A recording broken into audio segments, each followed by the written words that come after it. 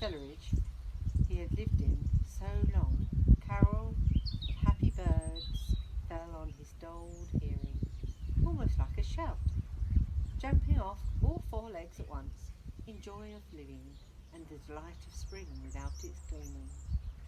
He pursued his way across the meadow till he reached the edge on the other side. "Hold up," said an elderly rabbit at the gap. "Sixpence for the privilege of passing by the private road." He was bowled over in an instant by the impatient, contemptuous mole.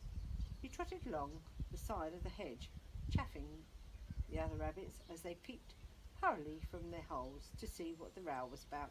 Onion sauce, he remarked jeeringly, and was gone before they could think of a thoroughly satisfactory reply. Then they all started grumbling at each other. "How stupid you are! Why didn't you tell him?" "Well, why didn't you say?" "You might have reminded him," and so on in the usual way. But of course it was then much too late, as is always the case. It all seemed too good to be true. Hither and thither through the meadows he rambled busily, along the hedgerows, across the copses, finding everywhere birds building, flowers budding, leaves thrusting, everything happy and progressive and occupied. And instead of having an uneasy conscience pricking him and whispering "whitewash," he somehow could only feel how jolly it was to be the only idle dog among all the busy citizens. After all, the best part of a holiday is perhaps not so much to be resting yourself as to see all the other fellows busy working. He thought his happiness was complete when, as he meandered aimlessly along, suddenly he stood by the edge of a full-fed river. Nevertheless, in his life had he seen a river before. This sleek, sinuous, full-bodied animal, chasing and chuckling, gripping things with a gurgle and leaving them with a laugh, to fling itself on fresh playmates that shook themselves free and were caught and held again. All was a shake and shiver, glints and gleams and sparkles, rustle and swirl, chatter and bubble. The mole was bewitched, entranced, fascinated. By the side of the river he trotted as one trots, when very small, by the side of a man who holds one spellbound by exciting stories. And when tired at last he sat on the bank, while the river still chattered on to him, a babbling procession of the best stories in the world, sent from the heart of the earth to be told at last to the insatiable sea. As he sat on the grass and looked across the river, a dark hole in the bank opposite, just above the water's edge, caught his eye, and dreamily he fell to considering what a nice, snug dwelling place it would make for an animal with a few wants and fond of a bijou riverside residence, above flood level and remote from noise and dust. As he gazed, something bright and small seemed to twinkle down in the heart of it, vanished, then twinkled once more like a teeny star. But it could hardly be a star in such an unlikely situation, and it was too glittering and as small for a glowworm, and as he looked it winked at him, as though it declared itself to be an eye. A small face began to gradually to grow up around it like a frame round a picture, a little brown face with whiskers, a grave round face with the same twinkle in its eye that had first attracted his notice, small neat ears, thick silky hair, and it was Water Rat. Then the two animals stood and regarded each other cautiously. "Hello, Mole," said Water Rat. "Hello, Rat," said Mole. "Would you like to come over?" inquired the Rat presently. "Oh, it's all very well to talk," said the Mole, rather pettishly. He being new to a river and a riverside life and its ways, the Rat said nothing but stooped and unfastened a rope and hauled it on. Then lightly stepped into a little boat which Mole had not observed. It was painted blue outside and white within, and was just the size for two animals, and the Mole's whole heart went out to it at once. Even though he had not been fully understanding its uses, the Rat sculled smartly across and made fast. Then he held up his forepaw as Mole stepped gingerly down. "Lean on that," he said. "Now then, step lively." And the Mole, to his surprise and rapture, found himself actually seated in the stern of a real boat. This had been a wonderful day, he said, as the Rat shoved off and took to the sculls again. "Do you know, I've never been in a boat before, in all my life." "What?" cried the Rat, open-mouthed.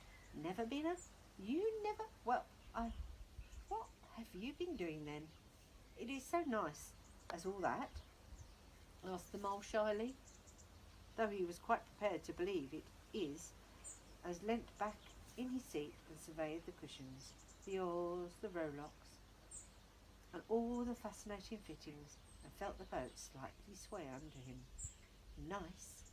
It's the only thing," said the Water Rat solemnly, as he leant forward for his stroke. "Believe me, my young friend, there is nothing, absolutely nothing, half so much worth as doing as simply messing about in boats. Simply messing," he went on dreamily. "Messing about in boats, messing." Looking ahead, Rat, cried the Mole suddenly. It was too late. The boat struck the bank full tilt. The dreamer, with joyous oarsman, lay on his back at the bottom of the boat, his heels in the air. "About in boats, or with boats," the Rat went on composedly, picking himself up and with a pleasant laugh. "In or out of 'em, it doesn't matter. Nothing seems to really matter. That's the charm of it. Whether you get away or whether you don't, whether you arrive at your destination or whether you reach somewhere else, or whether you never get anywhere at all. You're always busy, you never do anything in particular, and when you're done, it's there, always something else to do, and you can do it if you like, but you'd much better not. Look here, if you've really nothing else on hand this morning, supposing we drop down the river together and have a long day of it." The Mole waggled his toes with sheer happiness, spread his chest with a sigh of full contentment, and leaned back blissfully into the soft cushions. "What a day I'm having," he said. "Let us start at once." "Hold hard a minute, then," said the Rat.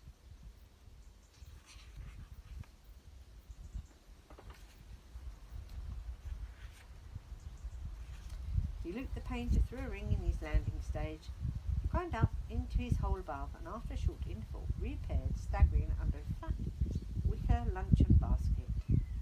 "Shove that under your feet," he observed to the Mole as he passed it down into the boat. Then he untied the painter and took the sculls again. "What's inside it?" asked the Mole, wriggling with curiosity. "There's cold chicken inside it," replied the Rat briefly. "Cold tongue, cold ham, cold beef, pickled gherkin, salad, fresh rolls, cress with spotted meat, ginger, beer, lemonade, soda water." "Oh, stop," cried the Mole in ecstasy. "This is too much." "Do you really think so?" inquired the Rat seriously. "It was only what I always take on these little excursions. And other animals are always telling me that I'm a mean beast and cut it very fine." Then the Mole never heard a word. He was saying, absorbed in his new life he was entering upon, intoxicated with the sparkle, the ripple, the scents, the sounds, the sunlight. He trowed a paw in the water and dreamed long waking dreams. The Water Rat, like a good little fellow he was, scullied steadily on, the forebore to disturbing him. "I like your clothes awfully, old chap," he remarked, after some half an hour or so had passed. "I'm going to get black velvet smoking suit myself some day, as soon as I can afford it." "I beg your pardon," said the Mole, pulling himself together with an effort. "You must think me very rude, but all this is new to me. So this is a river?" "The river," corrected the Rat. "You are really live by the river? What a jolly life." "But it, and with it, and on it, and in it," said the Rat. "It's brother and sister to me, and aunts and company.